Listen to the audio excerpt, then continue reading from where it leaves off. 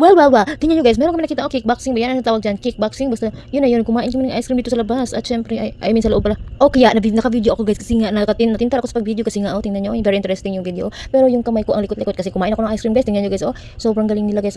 Kickboxing. Siguro, sana nag-aral din ako ng kickboxing para kung may magbugal-bugal sa akin guys, ay papatiran ko talaga yung mukha guys. Kaya tingnan nyo guys, samahan nyo ako, tingnan natin ang performance nila guys. Dahil tingnan nyo, very interesting talaga ang video na to. Kaya video ko talaga para makita nyo naman guys, yung event dito sa loob ng mall. Okay? Tingnan nyo, sobrang, hindi sila gumagalaw. Bakit kaya hindi sila gumagalaw? Ano bang hinihintay nila? Naghintay ba sila ng Pasko? Hintayin muna natin guys ang fight nila guys kasi tingnan nyo guys, kung ikaw marami kayang tao nakapanood dyan tingnan nyo dahil very interesting yan. Pero to yung yung game niya saan ka ba titingin dyan sa dalawa? Puro lalaki or babae ba yan Tingnan nyo, meron bang lesbian dyan? Meron bang gay dyan? Meron bang bakla dyan? Tingnan nyo. Okay, iba-iba pala yung players siguro may minutes lang siya guys no? Meron lang siyang specific minutes kung ilang minutes lang sila mag-try or mag-play. Tingnan nyo, baka nandyan kayo sa video ko guys. Tingnan nyo, baka nandyan kayo sa gilid bibidyo ko kayo guys. Tingnan nyo. Nandyan ba kayo? Tingnan nyo yung mukha nyo, baka na timing na nabibidyohan ko kayo dyan. Tingnan nyo. Baka ikaw yung naka-yellow or ikaw yung naka-black yan. Ikaw yung naka-red. Tingnan nyo. Sa kadami-dami ng tao, baka nandyan ka sa video ko sa vlog ko. Mag-comment down below ka. Kung na-appeal ka sa video ko, sorry, pasensya na dahil binibidyo ko lang yung karate Hindi kita intention na i-video kayo. Kung nasali ka sa video mag-comment down ka na lang dyan. Uminit na yung labanan guys. Tingnan nyo, uminit na yung labanan. Tingnan nyo. Tingnan nyo, uminit na yung labanan guys. At ang dami-daming tao dyan dahil sikat sila guys. Tingnan nyo. Kaya ako, mag-aaral ako mag-karate para maraming tumitingin sa akin dahil sisikat din ako. Tingnan nyo. Mag-aaral ako mag-karate guys. Tingnan nyo. Very interesting na yan naglalami na yung duwa nila guys. Tingnan nyo, uminit na yung dula nila. Tingnan nyo yung dalang babae. Tingnan nyo. Parang hindi ko naintindihan yung mga galaw-galaw nila. Tingnan nyo.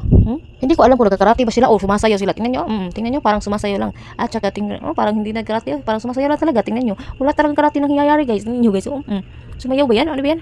Hindi ko naintindihan guys. Pero ang dami-daming tao, tingnan nyo, hindi mo bilang ang tao. Sige, bilangin mo ngayon tao. Bilangin mo kung magkano, ilan yung tao. Bilangin mo, maraming tao dahil sikat sila. Tingnan nyo.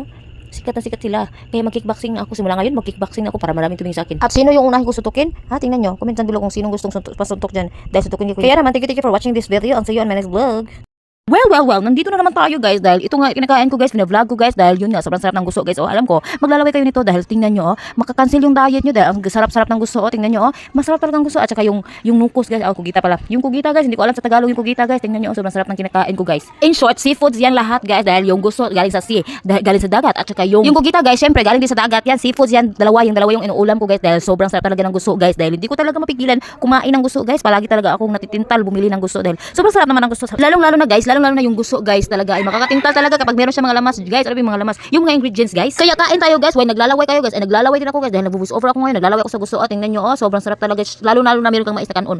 Yung mais na rice talaga guys. Sobrang sarap nitong gusto guys dahil sobrang masarap yung timpla niya. Tingnan nyo sobrang kumpleto talaga yung ingredients niya guys. Kaya nga binvideo ko siya para maglalaway naman kayo guys sa kinakain ko guys. At syempre, sabay tayo maglalaway dahil nag-voice over ako ngayon guys. Dahil naglalaway ako while nag-voice over nga ako ngayon. Kayo guys, ano yung inuulam nyo dyan? Comment down below kung ano yung ulam nyo dahil manghihingi ako ng ulam nyo guys dahil tingnan nyo. Kumuha lang kayo ng ulam ko dahil maghihingi ako sa ulam nyo. Mag-share blessings tayo guys dahil syempre guys tingnan nyo naglalaway ba kayo or hindi, comment down below at ano yung ulam nyo ngayon, sana all dahil alam ko guys sobrang sarap ng ulam nyo ngayon dyan dahil sobrang yaman nyo dahil yung ulam ko ito sobrang sarap nito masarap din ito guys dahil alam ko guys naglalaway na kayo dyan at kung hindi ko naglalaway ay okay, congratulations dahil makakadiet kayo dyan at sa second option ng ulam ko ay ito nga, tingnan nyo guys, tingnan nyo day 2 to ng pag-uulam ko, hindi ko sinabay pagkain to guys dahil yun nga, meron namang gusto at syempre guys hindi ko kinain in 1 day to 2 days to na ulam at iniusa ko lang sa video guys. Ano ba yung inuusa guys? Basta 2 videos in 1 video, inuusa ko siya guys, compress 2 videos compress in 1 video, ini-edit ko siya guys para makasave ako na guys kasi gusto ko 2 minutes yung ma-upload ko na video guys. Ganun kasi ako basta mag-edit ako ng video guys. Minsan 2 minutes talaga yung gusto ko guys kasi yung 1 minute guys, mabibitin talaga ako sa 1 minute guys. Gusto ko 2 minutes. Kaya yung 2 araw na ulam ko ay bina-vlog ko guys kasi